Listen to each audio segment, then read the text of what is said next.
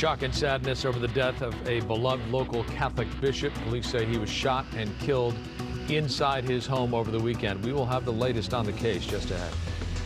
And President Biden slipped out of Washington early yesterday morning, showing up in the capital city of Ukraine this morning. We're going to tell you about the president's secret trip just ahead.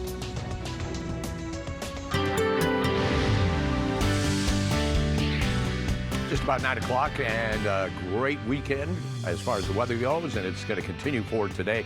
Then after that, heading into Tuesday, Wednesday, Thursday, we're looking at strong winds and rain moving into the area. Coastal areas will have a high of 65. Downtown Los Angeles, 67 degrees. San Fernando Valley up to 73. 72 Orange County Inland, Inland Empire 72 also, in the high desert 66. Jessica, back to you. Mark, thank you. Breaking news this morning, President Biden has made a surprise and historic visit to Ukraine. He met with Ukrainian President Volodymyr Zelensky, pledging more U.S. aid. KTLA's Annie Rose Ramos in the newsroom now with the latest. Annie Rose, good morning. Jessica, good morning. Well, just as quickly as he arrived, President Biden has already left Kiev, Ukraine this morning. This visit taking the public by surprise. President Biden meeting with the Ukrainian President Volodymyr Zelensky on the anniversary of Russia's invasion that began just about 1 year ago today. Now, we want to go straight to some images coming into us, these images from earlier this morning. The New York Times reporting President Biden took a nearly 10-hour train ride from the border of Poland to get to Ukraine's capital of Kiev, arriving at around 8 a.m. local time. Once there, President Biden met Ukrainian President Zelensky at the presidential palace. Zelensky saying the conversations he had with President Biden brings his country closer to victory.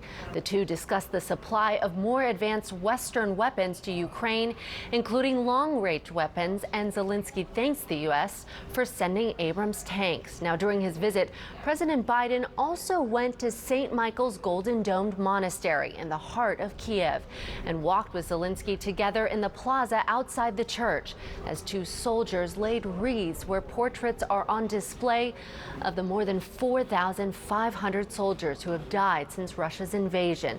Now, all of this happening as air raid sirens sounded across the city. And in terms of the war, Russian forces have recently made a new push to take control of Ukraine's eastern Donbas region. President Biden this morning pledging his continued support to Ukraine. Take a listen.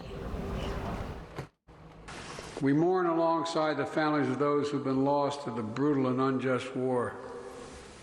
We know that there'll be very difficult days and weeks and years ahead. But Russia's aim was to wipe Ukraine off the map. Putin's war of conquest is failing. Russia's military has lost half its territory it once occupied. Young, talented Russians are fleeing by the tens of thousands, not wanting to come back to Russia. Not just fleeing from the military, fleeing from Russia itself. And President Biden also promised to release another $500 million in military aid to Ukraine in the coming days. This after Congress approved more than $112 billion in military and economic support. Now, in a recent poll from the AP, a growing number of Americans say they feel the United States is giving too much money to Ukraine. Reporting from the newsroom, I'll send it back to you both in the studio. Frank and Jessica.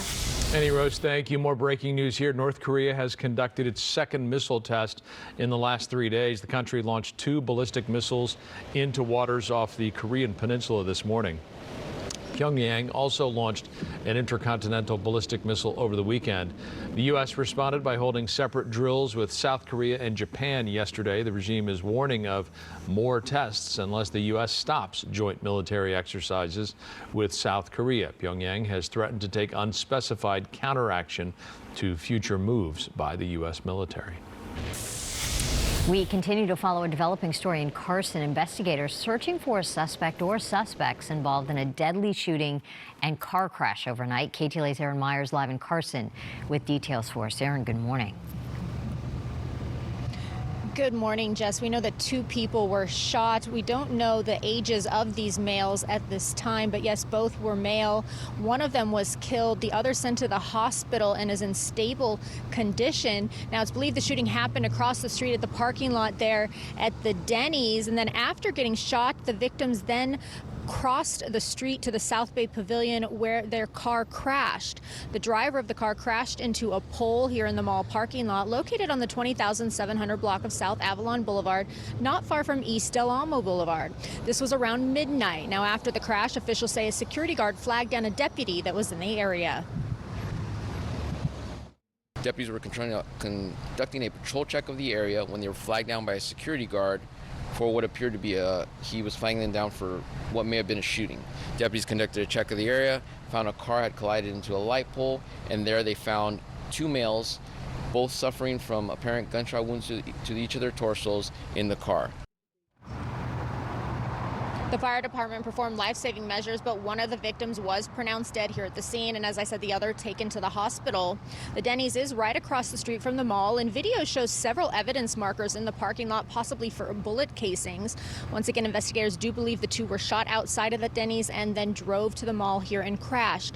As for a suspect or suspects, there isn't any information about that yet, or information about if this was a car-to-car shooting. Investigators also don't know what led up to this incident or if the victims were targeted.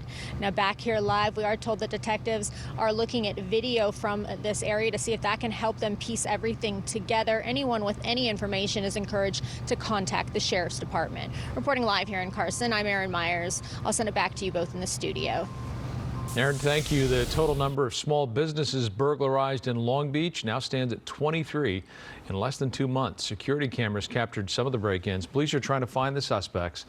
The businesses hit were mainly family-owned, mom-and-pop shops and restaurants. The bulk of the ones hit were in the eastern portion of Long Beach, but there were 2 in North Long Beach last week. Police recommend that business owners keep their places well lit after closing, that they remove cash from the registers and remove any blockages from windows so officers can see if anyone is inside. Developing news this morning, an investigation underway into the cause of a fire in the Westlake district. Sky 5 was over the scene at the 800 block of Bonnie Bray Street as firefighters worked to get the flames under control. LA City Fire says 2 structures were burning when they arrived. Crews were able to knock down the fire in about 25 minutes. 1 person was evaluated for injuries at the scene. Paramedics say he is in good condition and did not need to be taken to a hospital.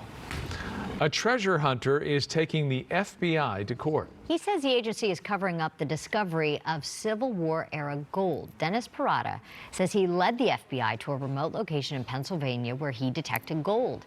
He believes it's a shipment of Union gold that disappeared while being taken to the U.S. Mint in Philadelphia in 1863. The FBI corroborated his tip, detecting a 7 to 9 ton mass of metal, but after a 2-day excavation in 2018, the agency said the dig came up empty. Parada says the FBI is involved in a cover-up. I believe the documents and the photographs and everything they gave us was